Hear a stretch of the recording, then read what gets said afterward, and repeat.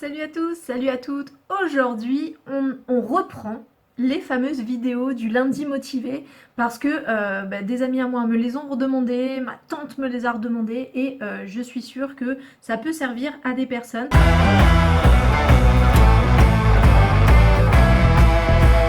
Alors l'astuce que je vais vous donner aujourd'hui, c'est une astuce que je donne très souvent aux étudiants. Ils ont énormément de mal à se concentrer, il y a eu le confinement, il y a eu énormément de choses et c'est une astuce que je leur donne pour justement réussir à se recentrer et à recentrer vraiment les émotions, le débat, le mental pour pouvoir justement être assez concentrés pour pouvoir passer à l'action. Parce que là, ils ont des mémoires à rendre, ils ont des rapports de stage à taper, ils ont des devoirs à rendre et tout ça, et ils doivent tous faire ça à distance, ils doivent faire ça depuis leur ordinateur, depuis leur chambre, depuis voilà, parce que les universités sont fermées en ce moment avec la période du confinement et du post-confinement.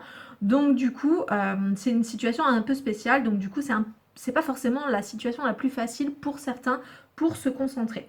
Donc je leur donne cette technique-là, ça permet vraiment de recentrer le débat, quoi.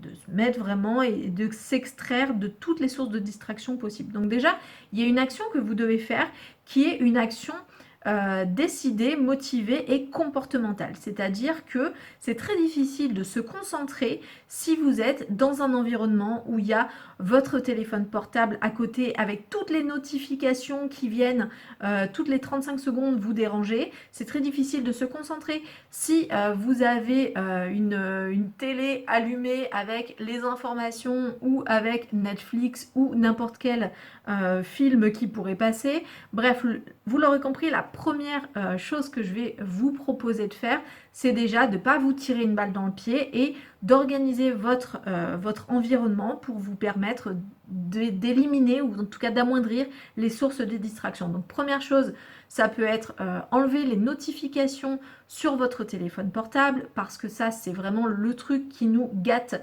un max de temps dans la journée dès qu'on voit qu'on a reçu une notification Facebook, une notification Instagram, un mail, un SMS, machin, ok. Il y en a qui sont intéressantes, mais quand on a envie de rester focus sur un travail intellectuel ou, ou même sur une activité manuelle, hein, pourquoi pas, euh, ça vaut le coup d'enlever vraiment toutes les notifications. Vous prenez votre téléphone, vous allez dans les paramètres et tac, tac, tac, vous décochez les notifications qui ne vous sont pas utiles. Deuxième chose, vous pouvez aussi prendre votre téléphone si vous êtes dans une période d'examen ou une période où vraiment vous sentez que vous avez besoin de vous relaxer. Profitez-en pour faire un peu de nettoyage sur votre téléphone et enlever toutes les applications qui ne vous sont pas vraiment utiles. Les petits jeux, les Candy Crush de je sais pas trop quoi. Voilà, les choses qui vraiment qui vous prennent de l'attention mentalement et qui finalement ne vous aident pas à vous concentrer parce qu'il y a une partie de votre tête qui continue à penser aux petits bonbons alignés, qui continue à penser aux messages ou aux posts Facebook ou peu importe que vous avez posté et sur lequel vous attendez des réactions parce que c'est important pour vous. Bref, enlevez les notifications, enlevez les applications qui ne sont pas vraiment utiles.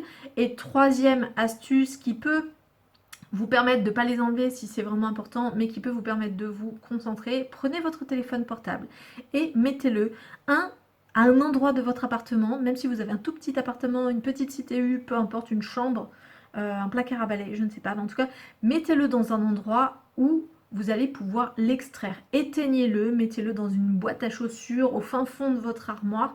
Comme ça, vous êtes sûr que mentalement, vous allez vous libérer de la place pour pouvoir être un peu plus disponible pour travailler. Donc première astuce, c'est vraiment, ok, enlevez toutes les sources de distraction, isolez-vous si vous avez besoin de vous concentrer, éteignez la télé, Netflix, machin, vous aurez un temps, un autre moment de la journée pour pouvoir vous concentrer dessus, il n'y a pas de souci, mais là vous avez besoin de rester focus.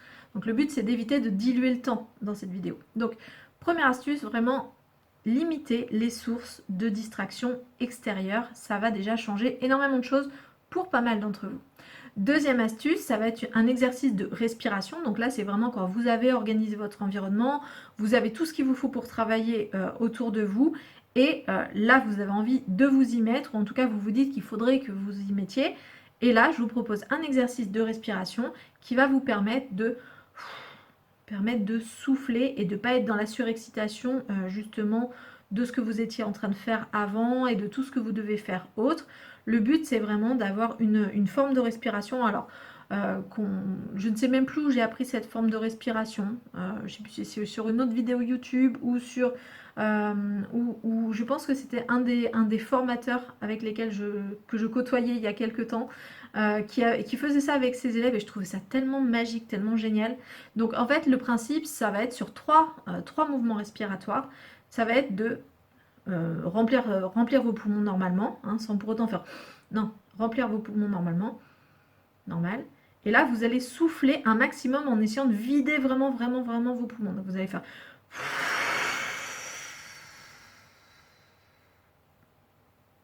Okay. Après, vous allez bloquer. Laissez vos poumons se regonfler naturellement. Encore une fois, il n'y a pas besoin de... Non, il n'y a pas besoin de ça. Laissez juste regonfler naturellement. Et là, vous allez de nouveau souffler, vider vos poumons une deuxième fois. Et à la fin, vous allez bloquer.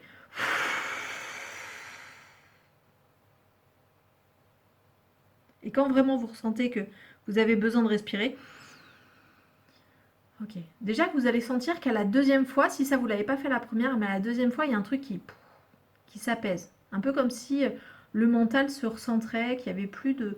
Il y avait moins en tout cas de pensées parasites. Et dans ce cas-là, je vais vous proposer de le faire une troisième fois, de manière à vraiment calmer tout le monde. Et après, vous serez vraiment totalement disponible pour travailler. Donc la troisième fois, pareil, vous laissez remplir vos poumons naturellement. Et là, vous soufflez.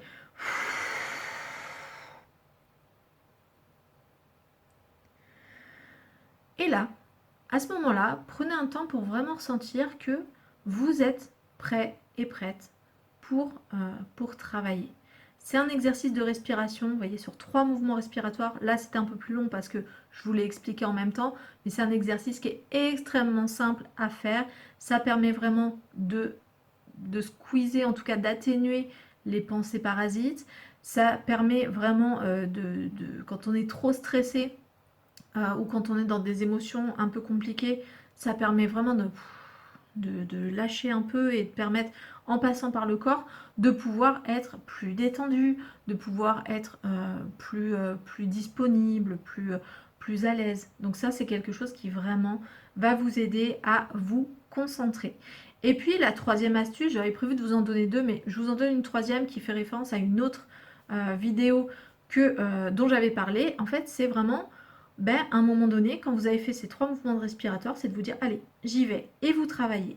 Vous travaillez, si vous travaillez 10 minutes, 20 minutes, un quart d'heure, une demi-heure, 3 heures, 6 heures, peu importe. Mais le but, c'est vraiment, allez, hop, j'ai fait mes 3 respirations, j'y vais, je travaille. Qu'est-ce que j'ai à faire? Hop, hop, hop, la lecture de mon article, je me lance. Mon écriture, je me lance. Et si à un moment donné, vous sentez qu'il y a de nouveau des pensées parasites un peu partout, qui vous viennent ou que vous diluez le temps, dans ce cas-là, de la même manière, vous allez activer soit le processus de respiration, donc de manière à, si vraiment vous sentez que vous êtes trop excité, que ça vous stresse et tout, vous soufflez pour pouvoir évacuer, ou si au contraire vous avez besoin de vous motiver, de vous dynamiser, il suffit de faire un truc très simple, vous vous levez, vous sautez sur place, vous bougez bien comme il faut, et après vous allez sentir que vous avez de nouveau de l'énergie, et vous allez pouvoir travailler de manière plus énergique. Ça dépend vraiment de votre fonctionnement de base et de ce que vous cherchez à avoir pour pouvoir travailler. Mais le but, c'est vraiment de se rendre autonome par rapport à sa gestion de l'énergie, par rapport à sa gestion de la motivation.